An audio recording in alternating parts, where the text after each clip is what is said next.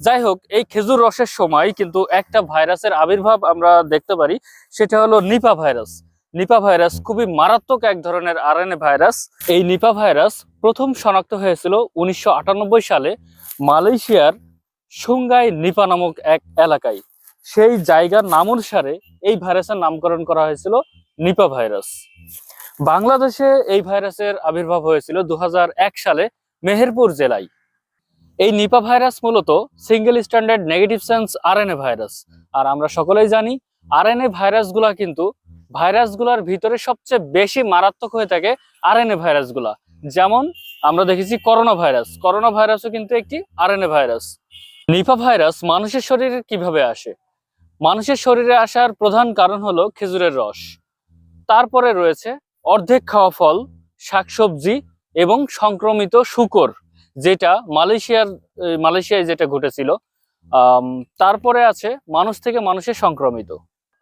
রসের মাধ্যমে বেশি ছড়ায়, কারণ বাদুর রস পছন্দ করে এবং শীতের মৌসুমে খেজুর গাছের এই যে নলিতে কিন্তু বাদুর জিভা দিয়ে চাটে এবং সেই রসের ভিতরে প্রস্রাব পায়খানা করে।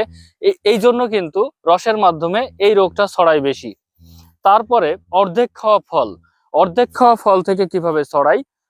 বাদুর অর্ধেক খেয়ে রাখছে, আপনি সেই ফলটা কি করলেন, কেটে ফেলে দিলেন, কেটে ফেলে বাকিটুকু খাইলেন, কিন্তু তার ভিতরে কিন্তু বাদুরের ওই যে ভাইরাসের জীবাণুটা থেকে যেতে পারে।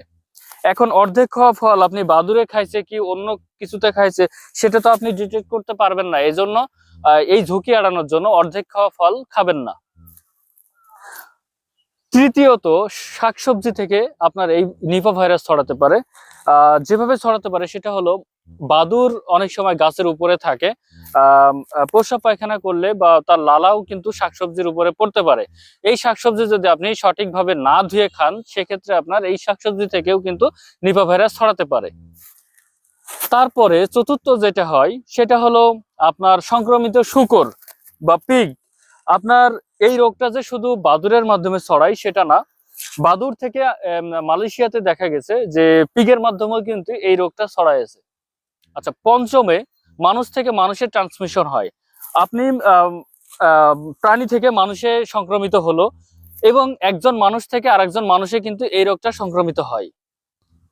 এবার আসি, আপনি কখন এই নিপা ভাইরাস টেস্ট করবেন বা আপনি কিভাবে বুঝবেন না আপনি নিপা ভাইরাসে আক্রান্ত হয়েছেন? নিপা ভাইরাসের সাধারণ কিছু লক্ষণ প্রকাশ পায়, যে লক্ষণগুলা মূলত 5 থেকে 14 দিনের ভিতরে প্রকাশ পায়। একে ইনকিউবেশন পিরিয়ড বলা হয়।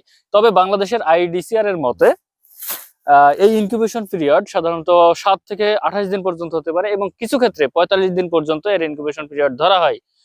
তবে ম্যাক্সিমাম ক্ষেত্রে এর লক্ষণগুলা 8 থেকে 14 দিনের ভিতরেই কিন্তু প্রকাশ পায়।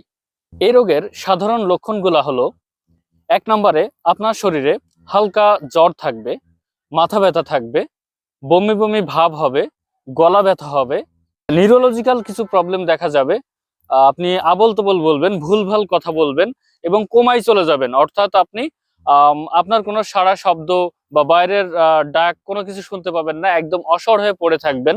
তারপরে আপনার ব্রেনের ইনফ্লামেশন হতে পারে, ব্রেনে প্রদাহ সৃষ্টি হতে পারে। এছাড়া শ্বাসকষ্ট, কাশি এবং নিউমোনিয়ার মতো লক্ষণ প্রকাশ পেতে পারে। এই রোগের ডেথ রেট বা মৃত্যুহার আপনারা জানলে আপনারা চমকে উঠবেন। এই রোগের যেখানে করোনা ভাইরাসে মাত্র 2-3% কিন্তু মৃত্যুর হার ছিল, সেখানে এই নিপা ভাইরাসে কিন্তু 40 থেকে 70% রোগী মারা যায়। কিন্তু গত 3-4 বছরে আইডিসিআর এর তথ্য মতে যতগুলো রোগী ইনফেক্টেড হয়েছে সবগুলো কিন্তু মারা গেছে। তার মানে আপনার মৃত্যুহার এই 3-4 বছরে 100%। এই রোগে সাধারণত কিছু টেস্ট করা হয়। প্রাথমিকভাবে আপনি যখন টেস্ট করবেন এই টেস্টগুলো অ্যাভেলেবল না। যদিও এলাইজা টেস্ট বা অ্যান্টিবডি টেস্টগুলো আপনি অ্যাভেলেবল পাবেন হয়তো ডিস্ট্রিক্ট লেভেলে, কিন্তু আরটিপিসিআর করতে হলে আপনাকে আইডিসিআর এর শরণাপন্ন হতে হবে। আপনি যে কোনো একটা হসপিটালে যাবেন, সেই হসপিটাল কর্তৃপক্ষ আইডিসিআর এর সাথে যোগাযোগ করেই কিন্তু আপনার স্যাম্পল আইডিসিআর এ পাঠানো হবে এবং এই আইডিসিআর এ যাওয়ার পরে এই টেস্টগুলো, যেহেতু এটা আরএনএ ভাইরাস, এটা আরটিপিসিআর টেস্ট করতে হবে। আরটিপিসিআর টেস্টের মাধ্যমে আপনি কনফার্ম হতে পারবেন যে আপনার নিপা ভাইরাস আছে কিনা। এই নিপা ভাইরাসের কিন্তু এখন পর্যন্ত কোনো ভ্যাকসিন তৈরি করা হয়নি বা অ্যান্টিভাইরাল ড্রাগও নাই। এজন্য এখন পর্যন্ত নিপা ভাইরাসের কোনো সঠিক চিকিৎসাও নাই। এখন আপনারা অনেকেই প্রশ্ন করতে পারেন, ভাই তাহলে কি কাঁচা রস টোটালি খাবো না?